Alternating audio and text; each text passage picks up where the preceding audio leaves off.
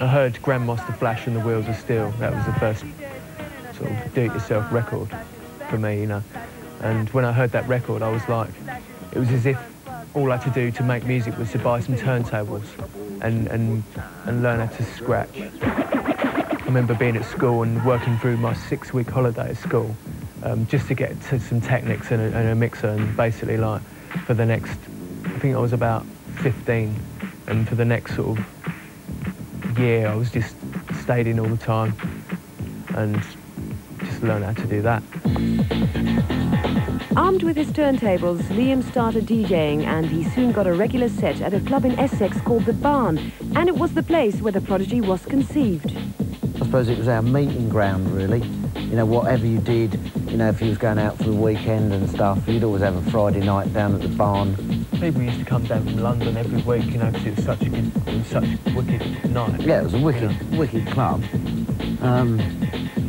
And it was real, and all the people there were really into it. Me and Leroy used to dance, and to be quite honest, I went down there and I'd never danced anywhere in my entire life, ever. Not even at a wedding reception, you know, and... You sure? Not sure. What evil? I wouldn't say Leroy sort of taught me to dance, although everything that I do has stemmed from dancing with Leroy. You know, sort of saying that Leroy taught me to dance sort of summons thoughts of us sort of putting on our favourite tracks in you know, at home in the bedroom or in the front room or something, and you know, him saying, you know, left ear, right there, and you know, turn, and you know, as if you're like some dance studio. That's not at all. One thing clearly sticks in my head was a time we were on the beach, and it was about around sort of, it must have been 5 in the morning or something. There's about 300 people there, and I was DJing at the back of a transit van, and this guy came up to me with, you know, long hair, which was Keith, and he was like, "Oh, the tune you were playing last week," and it went, and he tried to sing it, and I pulled it out. I think it was the right one, you know. Yeah, it was. And he said, "I'll tell you what I'll do. I'll chuck some of these tracks down, and some like it, and I'll sort you out a tape." So yeah, cool. And then the next week he turns up, chucks me the tape. He says, "Oh, that track's on there and a few others. I reckon you'll be into it." And on the other side's my stuff. So of course I got home, chucked the tape on, listened to the track that I wanted to hear, yeah, and I was, you know, buzzing. It was really cool.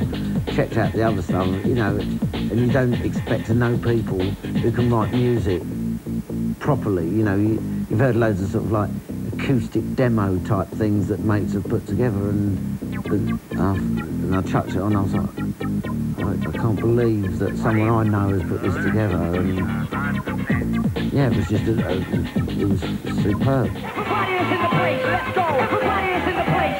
Me, Leroy and Keith decided that we wanted to sort of try and put this thing on stage. We didn't know what it was going to be like or anything at this stage, and we kind of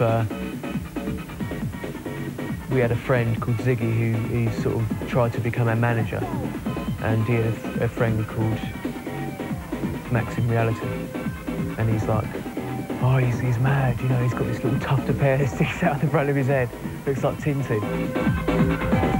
I turned up with my friends on the first show, which was at the Labyrinth, and met everybody, and just got on the stage and just jammed. But I was just freestyling lyrics, and you know, yeah, it was cool. It was a good buzz. We turned up about midday or something.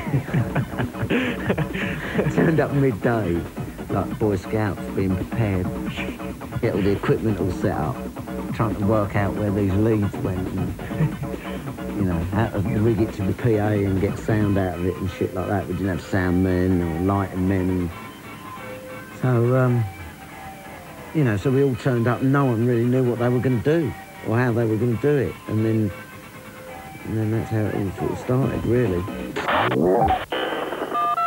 Charlie says always tell your mummy before you go off somewhere. We're on stage, Keith's feeling pretty ill. I was doing a sound check on stage and stuff, and I played Charlie at the mix that was in the charts, and the DJ was also checking his headphones at the time, and Keith went up to the DJ and he was like, "What's this tune you're playing? It's wicked, you know." And he's like, "Oh, it's not me, it's your man over there." And that was me playing the record, you know, and it was the first time you heard it, wasn't it? Yeah. And yeah. he was So feeling ill. I'm sort of thinking, God, check this tune out, that's nuts. It was a huge hit, but critics described Charlie as the kiddie techno tune that killed the rave scene. It was the repercussions after that record which killed it. You know, people who were copying other artists, you know, sort of all this kind of crap that followed the Sesame Street, they were the real novelty tunes.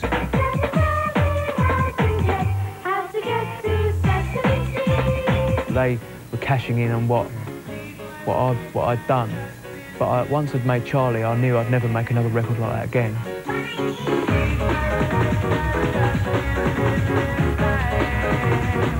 In sort of the early days, you got the one-hit wonder thing, you know, you got the dance albums don't sell, all that type of shit, you know, and we kind of, every time we released a record, we sort of, you know, we sort of proved people wrong. It just showed that if you're real and you stick to yourself or stick to what you believe and you do it for yourself and not for the rest of the world, you know, that was the way to get things to pay off, really. Something that didn't pay off for Prodigy was the Criminal Justice Bill, the law which put an end to rave parties across the UK. I was really disillusioned with the whole rave scene, and the final straw was when we were in Scotland on stage at a thing called Resurrection, and there was a guy, an official standing at the mixing desk, EQing the bass out of the music, you know, and when we were on stage. And so I just walked off stage, that was it, you know, I wasn't playing my music, no way. We put a statement on the One Love EP, and that for me was kind of like, that was for me the last time I wanted to play in any rave in England, just because it finished, you know, it had gone, you know, it had gone in '93, it wasn't what I was into when I first got into it, and it was like, we'd already started to make our ways into sort of like small festivals and stuff like that, and that was kind of more of a buzz for us, whether it was going to kill the band or whatever it was going to do. We were just into doing that because it was a good buzz, you know, it was a different thing. As the hard work paid off, Prodigy felt it was time to take the next step to emerge from the shadows of the underground dance scene. Everyone before in the dancing was kind of like scared to step out of it because they were worried about not being underground, you know, which is a stupid thing, really. None of us wanted to be pop stars and still don't. But it's like, we weren't afraid to sort of have our faces in the video. Where other bands were like faceless techno artists, we were like, no, it's possible to be credible and to have a face, you know, and kind of, you know, and that's why we wanted to do a video like that, and it worked, you know, it was a good video. Everyone was trying to put a name on the music that the Prodigy were making, and that prompted the band to come up with their own definition.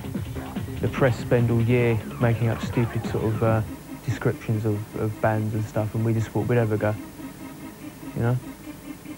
But just something at the time that we just said, you know, and all of a sudden it's like, Prodigy are the electronic punks, you know? But whatever. We just do what we do, and other people can make up whatever descriptions they want about what we do.